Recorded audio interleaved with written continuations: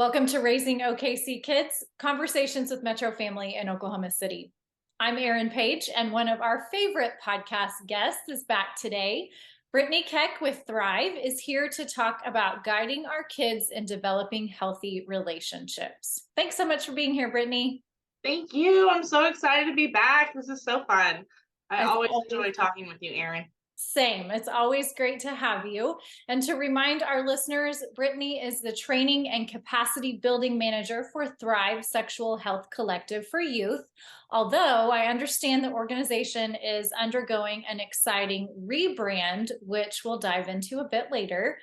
In addition to being a guest on the podcast, both Brittany and Dr. Roniel Matthews with Thrive wrote a year-long series on talking with kids about sexual health, which our listeners can find at metrofamilymagazine.com. Today, Brittany, we want to get your expert advice on teaching our kids what constitutes healthy relationships, both romantic and platonic, and how we as parents can be the kind of support that our kids need. And first of all, Brittany, when we initially talked about this idea, you were actually in the midst of a conference workshop on rethinking the term healthy relationships to say safe relationships instead. So tell us the difference between those two terms and how this foundation can be helpful for our kids. Yeah. So oftentimes in my field, my line of work, we hear the term healthy relationships. And we're kind of starting to wonder, I'm really starting to wonder, like, what exactly constitutes as a healthy relationship? What is healthy to me may not be healthy to you. What my boundaries are, what my experiences, expectations, all of those things are, may not be the same. And we learn that as adults that's like the whole premise of dating, right? Is figuring out if are we a good match and what do we expect here? And not everybody's on the same page. So I'm really starting to lean into this idea of safe relationships when discussing boundaries and relationships and all of these things with young people, because that opens the door for us to talk about both physical and emotional boundaries and what we like and don't like and what we feel good about. It tends to put more emphasis on our gut feelings, on our emotions, and really helps us to lay this foundation of consent. What are we feeling? Are we feeling safe? Are we feeling comfortable? And really thinking about that and putting more of that on the person rather than like this whole idea of healthy and what does healthy look like.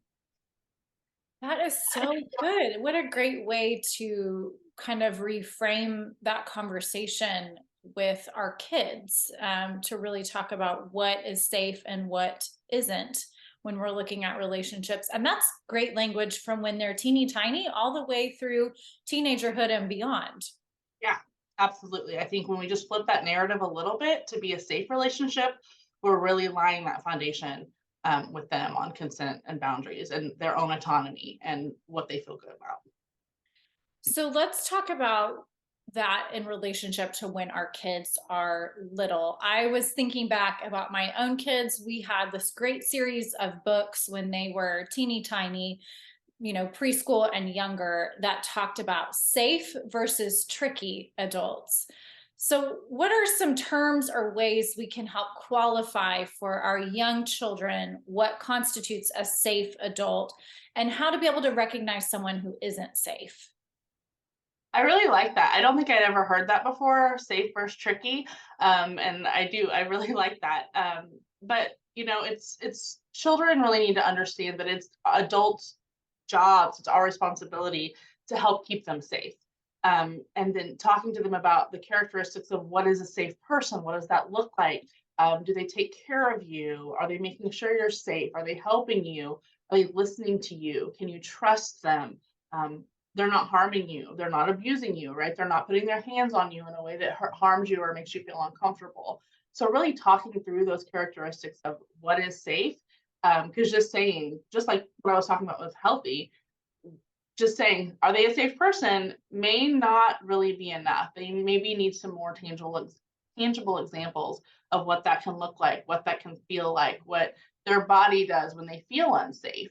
And a really good way is to talk about physical safety first. What does your body do when you're physically unsafe? If you feel like you're about to fall, if you maybe feel like, imagine like a dog is chasing you. What would that feel like? You know, your heart rate would change, and you may get hot, and you may, your palms may get sweaty, and you may have this feeling that you just need to run. Like, go through that, the physical safety and also the emotional safety. Are you having those same feelings? Adults shouldn't make you feel that way. And if you're feeling that way, let's talk about how you get help. Let's talk about where you go and who you talk to if you're feeling that way. That is so good. I love that. I I remember when I was having this conversation with my kids, one of the things we talked about a lot is that adults don't ask you to keep secrets. And that was really powerful for them. Then, of course, we had to talk about like what is a secret versus what is a surprise. Like, it's okay to not tell dad what you got him for his birthday. That's a surprise. That's not a secret. So I think sometimes we kind of shy away from these conversations because we get bogged down in all of this language. And Right. so I appreciate you giving us a foundation there to start having those conversations. Another thing that my kids still remember from these books is that we would talk about what if you get lost? Like, what if we're at Target or we're at the store and you get lost? The advice in this book that we took to heart was look for a mom with kids. Like Yeah. that, when you're out in public, if you need help from someone, somebody in a uniform that works at the store, or if you can't find that, look for a mom with kids. So I was asking them the other day in preparation for this podcast, and they still remembered look for a mom with kids. That's so awesome. I've never heard that before. I need that book series. I haven't I even. know. I'm I going to get need it to that. you. Yeah, yeah. That's a really good tip for those situations for sure. So let's talk now about body boundaries. And when I was thinking about this again, I was thinking about my kid's pediatrician because he always gives them the same advice from at their well checks from when they were teeny tiny up to now when they're tweens.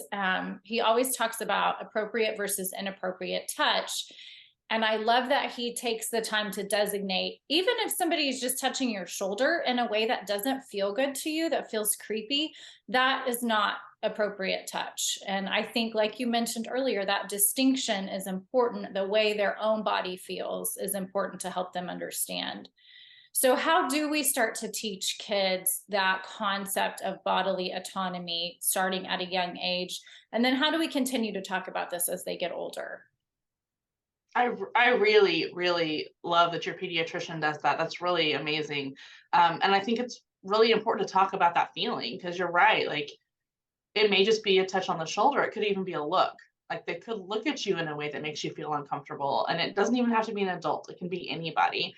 And so I really want to lean on that whole idea of safety. Do you feel safe? And it doesn't matter what made you feel unsafe. We need help. We need to talk about this. Um, if it was a touch or a look or a phrase someone said to you, who do we go to? And so I know it may sound kind of silly, but with my kiddo, I talk about the ick feeling, and I kind of use that word ick to kind of encompass all of that. If you have that ick feeling, if you don't feel right, something didn't set right, something just feels wrong, that's a time we need to get help. And it may not be help from mom, but any other trusted adult, anybody you know around you that you need to talk to right now about this, or get out of that situation. Let's take those steps and talk through those strategies of what we can do. Um, it's really important to talk to kids about their intuition because I think that's where a lot of this comes from is how do I feel? What's going on? And what do I do with that feeling? Because I don't think we're taught that a lot. I think a lot of times we're taught, to be polite and to be nice and to be, just quiet and just go with the flow. And in these kind of situations, when you have an ick feeling, I'm not really worried about your politeness. I'm not worried about you being quiet and you minding and those kind of things. It's okay to follow your gut as long as you feel safe. So let's talk about what we can do and what strategies we can use. It's really important that they know too, like what is a safe way to get out of that situation, because you don't want to be like at a park and then they feel unsafe, so they run away, right? So we have to talk about where can we go How do we contact a trusted adult? If we're old enough, do we have a phone? Is there another mom we can talk to see if we can, get help there? Those kind of things, to help them come up with safe strategies to get out of their ick feelings. Um, and especially as they get older, because you hear that a lot is, well, I didn't want to be rude. I didn't want to hurt their feelings. I didn't want to inconvenience that parent by making them take me home late at night, those kind of things. Um, we're not worried about that. We're not worried about your politeness and your etiquette when you have an ick feeling. That's like that. We go way beyond that. We break all the rules and we do what we have to do to feel good and safe. Yes. Yes. I know a lot of people use the same strategy, but when my oldest was old enough to get a phone, we talked about, we have like a safe word that she can text us. And wherever she is, we will come pick her up, or, we'll call the parent whose family she's with and say, we're coming to get you. And we'll make up a story if we have to about why we're coming to get her. But she knows that it doesn't matter when, where, she can always text us and we'll take the fall. We'll make it look like it's us if she's not comfortable saying that she doesn't want to be there anymore. And so now my younger two, who are not old enough for phones yet, are like, what's our safe word going to be? It's a whole Well, thing about creating it. So funny. I was actually, I saw this on a TikTok. But there was a mom on TikTok talking about these safe words that are so important. And as this person's child was younger, they use this word to let them know if this is a safe person. Are they supposed to be picking me up? Are they supposed to be talking to me? Are they said they know my mom. Do they really? What's our safe word? So the kids knew it early and they were using the safe word. And then as they got older, that translated into the same thing. And the encouragement was to make sure it's a word that is a common word that won't sound strange or out of place, but also not so common in your day-to-day language that you won't pick up on it. And so this person on TikTok that I was listening to, their word was banana. And so, yeah, that's a common word. We hear that all the time. Nobody's going to pick up on it. So that way, like if they're in an in-person situation and it's like, hey, can so and so spend the night? The kid can turn to mom and be like, oh, mom, I forgot. You told me to tell you to get bananas. Oh, and can I go spend the night? And so the mom now knows, oh, they don't want to do this for whatever reason. It may not be safety. It could be any reason in the world they don't want to. But just like you were saying, now mom can take the fall. Mom can be the bad guy, and help their young person to feel safe and like, trusting and all of those things just by having a simple word, an escape word, is I think what they were calling it. But it can brilliant. Yeah, it can translate forever. You can use it all the time. I love that. We'll be expanding our safe word usage at my house now. I know, I'm thinking through like what's a word that we can use, things like that, can really help. Yeah. In all I can think of a million situations. Like if that's just your family word, and you're around other family members or you're in a situation where you're ready to leave, things like that. The whole family, the inner circle knows the word and can just use it. That was great. I love that. Let's talk about some more about bodily autonomy. I know, as we've just been through the holiday season, this is a big thing during that time, but it can be any time of year. When we're with family members, extended family maybe, who wants a hug when our kids don't feel like giving one. In those kinds of situations, what phrases can we teach our kids to use to assert their autonomy? And we've already answered this question. We can have that family safe word that they could use with us to alert us that we need to intervene in that situation, because there are absolutely going to be times when it falls on us to make sure that they have the ability to give consent or not, or say, I don't want to give a hug right now. Yeah. And I honestly, that's where I lean is I start really early with my kiddos, letting them know like your words are powerful. And I say that a lot. Your words are powerful. And regardless of the situation, maybe they've said something impolite to mom, or they're talking back, or they're saying something that I'm not okay with. I make sure they know your words are powerful and your words can hurt. But also on that same token, if we're playing a game and we're tickling and they say stop, I stop. And then they're like, why did you stop? Your words are powerful. You said to stop or you said no. So we stop. We say no. We gather ourselves. Is it okay if I tickle again? Is this the game we're playing, or how do you feel? Um, so letting them know that, and I try to stay away from like a phrase for them because I want them to learn just to be able to say no. I don't want to hug, or I'm not okay with hugging right now. Is where I would really push them, is just to be honest and saying those things. And again, it's your safety, it's your feeling, and it's okay to not be polite right now. If you're not okay with it, let me help you with some other things. And so as you work through this, I know it can be uncomfortable. You may have to have those conversations with the adult, with the child, not in the room of like why I feel this way and why I'm telling them they don't have to always be polite. Because that can be a really hard conversation, and it can be a really hard conversation for aunts or grandmas or anybody to understand. So we just have to talk it through of why I feel this way and why we're raising our kids this way. We expect politeness most of the time, but when it comes to their bodily autonomy, and how they're feeling, I want them to be honest and truthful. Um, and then you can always jump in and say things like, you know, it's okay if you don't want to give a hug. When you feel safe, you can do that. Or, Aunt so and so is always here. If you want a hug later, you can get a hug later. Would you like to high five and wave? Would you like to do that instead? Or do you just want to use your words to say goodbye? You can, your words are fun. What kind of words can we come up with? Thank you. Thank you for spending time with me. We can't wait to see you later. Those kind of things. And really help them to express themselves while still, keeping their body safe, but still saying, I love you and I can't wait to see you next time. Um, and that develops over time. When they're little, sometimes that may look like them running away and stopping their feet and throwing a fit. But as they're 8, 9, or 10, they can really start to express like, hey, I'm not a hugger, I'm not a toucher, but I love you and I want to see you later.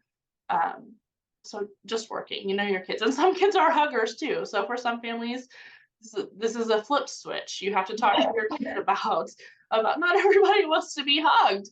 Not everybody wants you in their space. And so talking to them about asking for hugs and learning that they don't have to have a hug just because they're family. It goes both ways. Yeah, that's really important. And I think it's important too to consider that our kids change as they get older. They may have been fine with hugs, or we may not have considered that as parents, and we may want to change what we're doing later based on their needs or how they feel. And I love the idea of both kind of setting the stage. This is another instance where we kind of have to take the fall as the parent and set the stage with the other adults in our lives to say, this is what we're doing, and they get to have the choice of how they want to interact or not. And then I love too, in the moment, when you're seeing that interaction happening where kids are being asked to hug or whatever it is, to be able to say, you want to give a fist bump instead, or you want to wave or high five. I think that's a good way to honor what our kids are saying or not saying, but we know that they're saying, while diffusing the situation, and then obviously having to kind of come back and address that later when they're not right there. Yeah, and it's important to model in front of your kids as you're trying to build these relationships with your kids where you're askable and they can come and talk to you about anything and everything, which is the hope, right? We want them to be able to come to us. You want to really model that and show, hey, I've got your back and I'm in your corner, even with my own mother. I'm not going to make you hug, right? Like they don't get that until they're a little older, but they will eventually, and they'll see, hey, you had their back, you trusted them. And as an aunt, I sometimes forget too. And I'm like, hey, come give me a hug. And then, they may say no, and I have to go, oh, they don't want to hug me. And so I have to model that for other family members of no, no, no, that's okay. As they're trying to like say, no, no, no, go give Aunt Brittany a hug. I have to be the one to say, no, no, no, they said no, it's okay. We can wave, we can fist bump, or I can just say bye, like it's fine. So remembering to be that person as well on the flip side of it, and remembering to not take it hard when your cute little 3-year-old won't give you a hug, right? It's hard. But you want to model it early. You want to set up yourself as that trusted askable person who really respects their autonomy as a young person. You're so right. That is hard as an aunt to model that well. It's a good reminder for me too. Let's talk about when our kids get older and they are online or they have phones. There are obviously so many dangers out there now that are different than when we were kids. There are stories on the news about kids or teens being bullied online, sending photos of themselves to strangers or people they know, developing harmful relationships online. I could go on and on.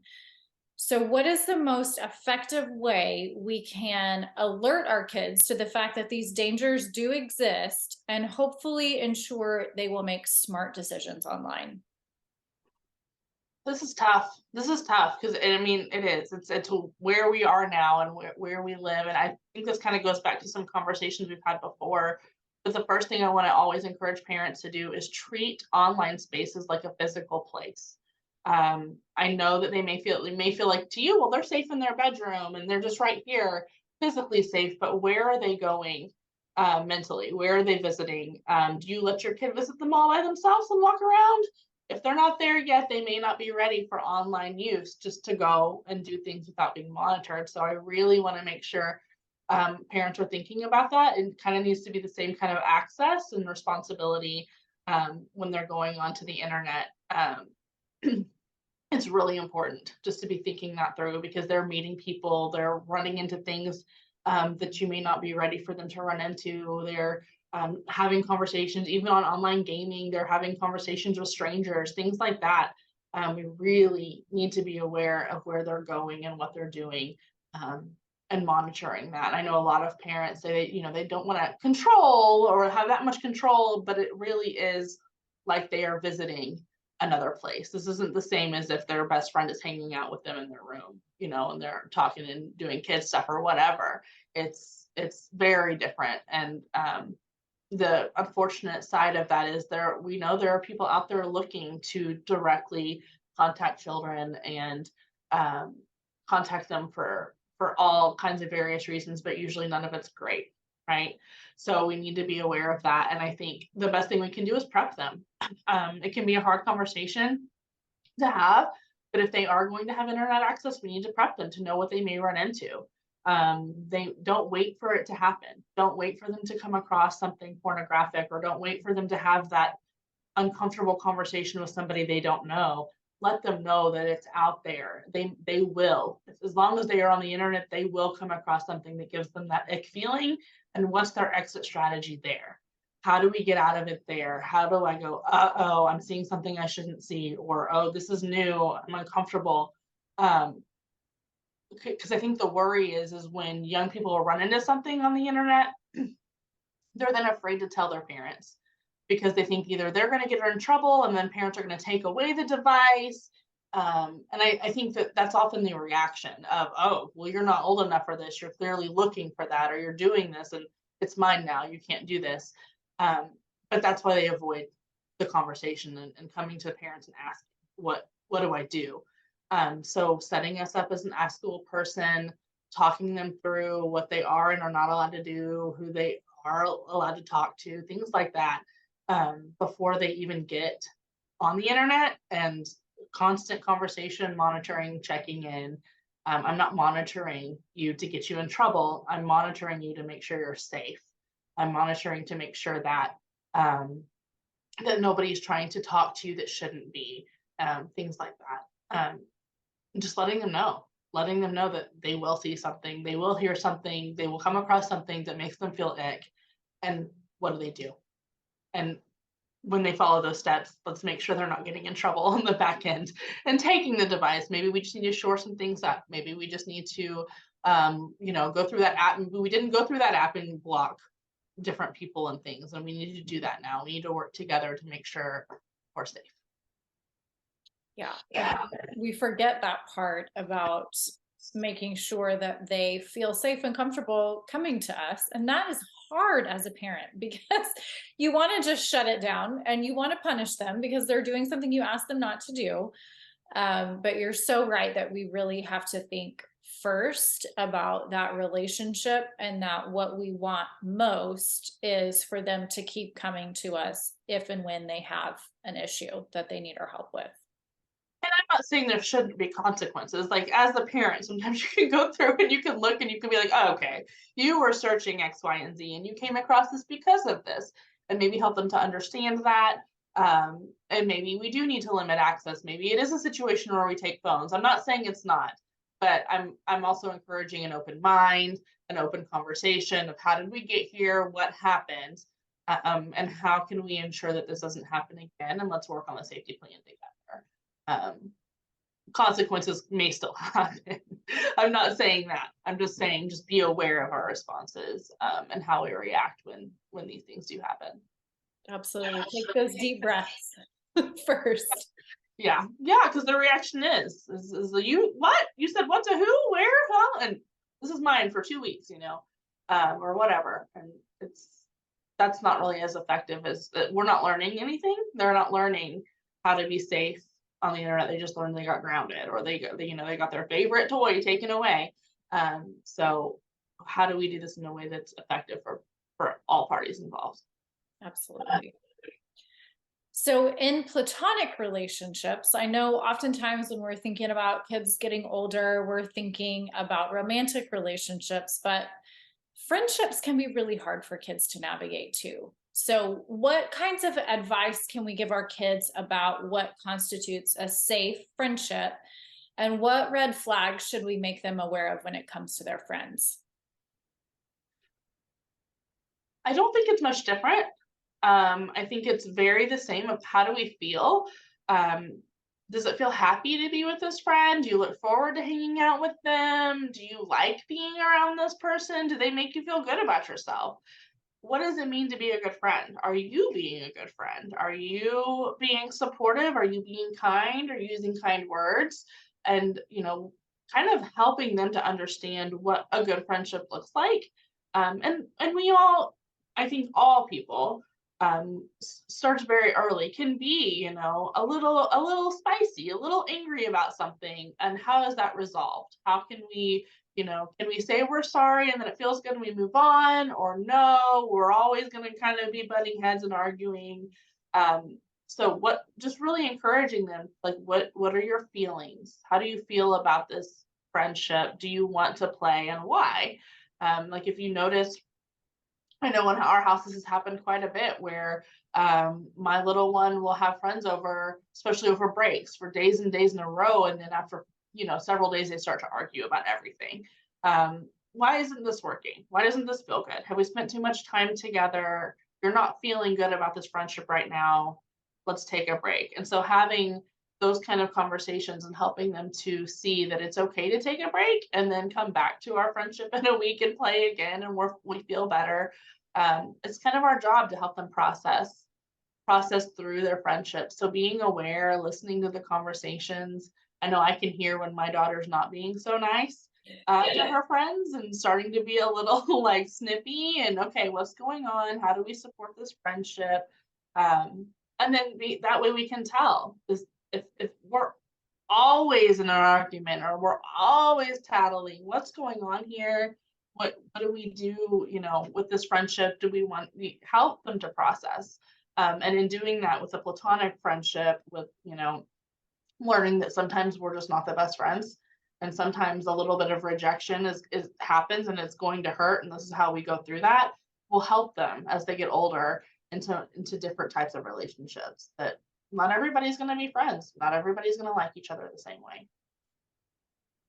I love that. Again, focusing on how you feel when you are with a friend. Do you feel good about yourself? And two, I love that you flip that to say, how are you being a good friend? I think that's so smart. And It's hard. It's hard as parents to hear sometimes that it is your kid not being the good friend or not being the most polite with their friends, not using kind words.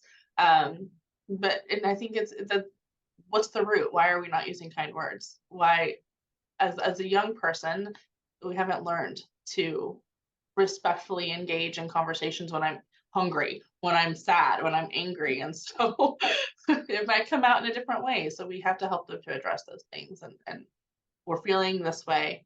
How do we help correct it? Yeah. We have had a lot of interest at Metro Family, probably the last 6 months to a year, from parents looking for information on how to handle their child's first crush. So, whether our child comes to us and tells us about a crush, or we find out elsewhere through a friend or a sibling, what advice can you give us for navigating this new stage of life in a way that's affirming to our child? Whew, this is such a hard one because it happens so early. It happens so early. I think I mentioned my kiddo is 6 and has already brought up the crush word. And I don't know where this comes from, why it happens so early, but it can. It just very, very early. So I think it depends on the age and stage of your kiddo because you may not be seeing this until middle school or later for some, and some may be hearing it in elementary school, depending on the kids. So I think the first thing is like, what is a crush? What does that mean? Um, where did you hear that? And tell me about it. Like, just and it come with it with excitement because with that word crush comes a lot of excitement. And I think as parents, it's kind of like, where'd you hear that? Like, I don't. What is that? What are you talking about? You're too little for that. But instead, coming at it as, what's a crush? Tell me more. I want to know. And then you can kind of gauge and they may open up a little bit and tell you, what that means to them and what they've heard and just and soak that in. It can be hard as a parent, but remember, what does that actually look like for, young people? What does that actually look like for a middle schooler? We've all been there. We've all had these feelings. And how can we support that? Like, what are the rules in our home? Are we, depending on the age, oftentimes that's not talked about until the rule is broken because we haven't set that rule. And we don't know that we have that rule until it's been broken, right? Like as parents, like, I don't, we've never talked about this, but you're not allowed and now you're in trouble. Uh, so I think it's important to really think through that. What is allowed? Are we allowed to hold hands? Are you allowed, are you allowed to sit together at lunch? Are you like, what does this look like for real? And what are we okay with as your parents? Because we know it's coming. We know that there's going to be crushes. We know that there's going to be feelings. It's just part of life. And how can we support that while still maintaining boundaries? What boundaries do you need as a young person to feel safe? What's important to you? We have this rule in our home, but what is your role with that? How do you feel? How are you going to maintain those boundaries and make sure you're being respectful of our role and your body and your safety? So really talking that through as they start having crushes and feelings, and how do you make sure you're respecting other people's boundaries? How do you make sure that you're being aware of how they feel? That's a really big part of the conversation, can be like rejection and learning that, like, just because somebody has a crush on you doesn't mean that you have to have a crush on them, and vice versa. Just because you really like this person doesn't mean they're going to feel the same way about you. And that doesn't feel good sometimes, but it's okay. We still respect boundaries, we still respect people. I think back I think back to when I was, a young person, and if I would have a crush, it would be like, I'm gonna chase this kid on the playground, and I'm gonna call him a whole lot, and I'm gonna write him love letters. And I thought all the things I had to do, and I'm mortified looking back. Like, I had no idea if those people wanted to be chased or tagged or called 50 times, and if they wanted all the little love letters, and I have no idea, right? And so helping them to understand that it may not be the same, and that's okay, and helping them work through some of those feelings of rejection and learning to hear no, and um, learning that other people's words are powerful and we need to respect those boundaries as well. It's very important part of this crush, dating, early puppy love, right? All of that um, can be hard to navigate. And so talking them through it. What does this look like? How do you feel safe and keep others safe at the same time?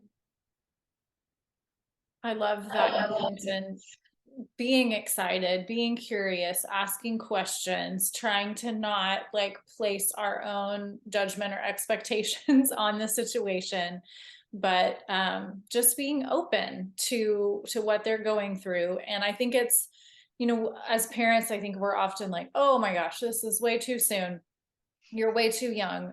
And I think maybe for me, reframing that to think how we start to handle this in our household is going to be the foundation of how my kids learn to have those safe relationships in life. And no, maybe this crush that they're having right now is not going to be a long-term relationship, but we can use this as kind of a stepping stone for what comes next, and the relationships that they will have in the future. So that's a thank you for setting that, because I need to reframe in my own brain kind of how to be aware of and ready for those conversations in my household. They start real early. It starts very early, earlier than I expected. Yeah, that is the truth. So I'm going to age myself and say that when I was first dating, we had to actually call each other on a landline. And normally you have to talk to the person's parent or sibling, right? Oh, Before I you even get remember. to talk I to remember them. those days. That is not the case anymore. No. So, kids today, they're texting, they're chatting on social media. So there's no like opportunity sometimes for parents to get to know their child's significant other or crush, or to really be aware of or alerted to any concerning behaviors. So we've kind of removed that step. How do we help our kids navigate dating in the world that's so different from when we were kids, and where, we don't have the opportunities to be as involved maybe as the generation before? I mean, I'm not there yet. We're not there yet. We haven't really had to deal with this a whole lot. None of that yet. And I can only imagine how it's going to change in the next 10 years when we do get there, and how much access young people have to each other without adult interactions. So I think my thoughts and hopes are that we have open, honest conversations about life in general, that when the time comes, they will choose to talk about these things with me and their dad or any other trusted adult. And I think the reality that I have to be okay with, and kind of expressing, is that I may not be that person. Like, as much as we work to set ourselves up as their trusted adults, we may not be their person. And so helping them to um, really just decide who are their safe, who are their trusted adults, who can they talk to. Like, you may not be talking to me about this crush you have on this boy, but maybe your aunt over here will, because we all know she's not going to tell me, right? Like, you can have those conversations, and it's okay for you to have those intimate one-on-one conversations with other adults where you can share um, things about your life that you don't share with your parents. And that's all right. Just like there's things that us as parents are not going to share with our children. And so I think first helping them set up that network of their trusted adults, in hopes that they do have somebody that they can go to for advice and for things. And then also inviting that time together. I know the first instinct is to be like, oh my gosh, my kid is dating this person. And what do I don't know if I know them, and I don't like this. But what about inviting them in? Like, inviting us into our space. Can you come for dinner? Can maybe I'm not going to meet you the same traditional way we did it when I was um, young, but the tradition has changed now as time has changed. And what does this look like? And do we need to have a family dinner? Do we need to go out and play putt putt together, or do something and encourage that environment? And I really discourage, that intimidation, that old dad's going to be on the front porch with the shotgun, getting the shotgun. Let's avoid that. Let's not intimidate the young person that our child is interested in. Let's invite the conversations, and see, what do we like? Do we like them? How do we feel?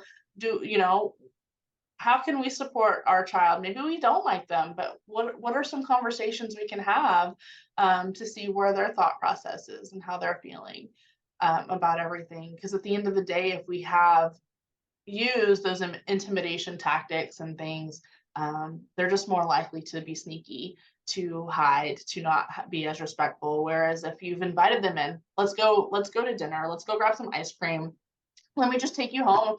I'll take you to the game and bring you home or whatever. Those kind of things. Meet them where they're at, and you're going to build a relationship, and there's going to be more respect, and there's going to be more honest conversation on both ends. And not to paint this perfect picture, kids are still going to be sneaky, and they're still going to try and get away with things, and we're still going to have to be the parents. But how can we be as inviting as possible in a space where we don't have as much access to their parents anymore? We don't have as much access to even them, where our kids can kind of navigate on their own level of social media and their phones, and without parent involvement. How can we try and create organic relationships and be involved in other ways? um, just let's invite them in. Let's invite them in. And then that doesn't say it has to be forever. We don't have to invite you in for dinner and now we're getting married, right? It's not like that anymore. We can, we're having family dinner. Maybe you invite 5 of your friends over. Maybe you invite, yourself to the football game that you normally wouldn't go to, things like that, to stay involved in their lives and be where the kids are without being invasive. Oh, that's such a I need to take We'll notes. see. I don't have teenagers yet. We will see. That all works in theory for me. Um, I do have young people in my life, but none of my own. So we'll see how that works. Check back with me in 10 years. Right? Well, I think again, just that idea of being open and being open to experiences with our kids, being curious instead of being fearful, like just for me, that attitude shift, I feel like encompasses so much of what you've said. And it's just a good, consistent reminder for me as a mom that in any of these situations where I feel uncomfortable or scared or worried, that how can I kind of shift my perspective to think, how can I get curious about this instead? Yeah. Yeah. Curious and inviting and approachable. That's the goal is for us to be askable, approachable adults for our own kids. What about the other kids in their lives? What about their crushes, their friends' crushes? Things like, how do we set ourselves up as an askable adult, not just for our own home, but all the touches around us. And I think that opens the doors for a lot of conversations and opportunity as an askable, trusted adult. I love that. So as we close out our conversation today, Brittany, I want to hear more about what's coming up this year for Thrive, including your rebrand. So, very exciting time for Thrive. We are rebranding. We have been undergoing a process to change our name and everything to be a little bit more of a better fit, to be a little bit more like, this is what we are, this is what we do. So be looking for that. I don't have any information. I can't share with you yet what our name is going to be. But if you go ahead and like us on all of our socials, all the same channels as always, thriveokc.org. We're on Facebook and Instagram, Twitter, all those places. You can find us and you will get the announcement of the change coming pretty soon. I think it's going to be within the next 2 months. It should be coming, and we're very excited. That's great. You guys will continue to do fantastic work for the community under your new name. You'll be focused on a lot of the same things you already do and continue to have really great resources on your website available for parents and caregivers. Everything should stay the same. So we should have everything available. We'll still be, having those resources on our website and different things like that. It should all stay the same except for the look and the name. So we're just shifting a bit. That's exciting. We'll be excited to hear more. Thank you so much for joining me today, Brittany. This has been so helpful. And again, like I said, you always help me shift my perspective in parenting to be that askable, approachable adult. So I appreciate all that I have had the opportunity to learn from you. Thank you so much. It's always so much fun to come in and speak with you, Erin. And I hope this was helpful. And I hope we can do it again. Absolutely. You're one of our favorites, so we will. And for all of our listeners, you can look for Thrive's column on talking to kids about sexual health at metrofamilymagazine.com. Thanks everyone for listening. Join us next time on Raising OKC Kids.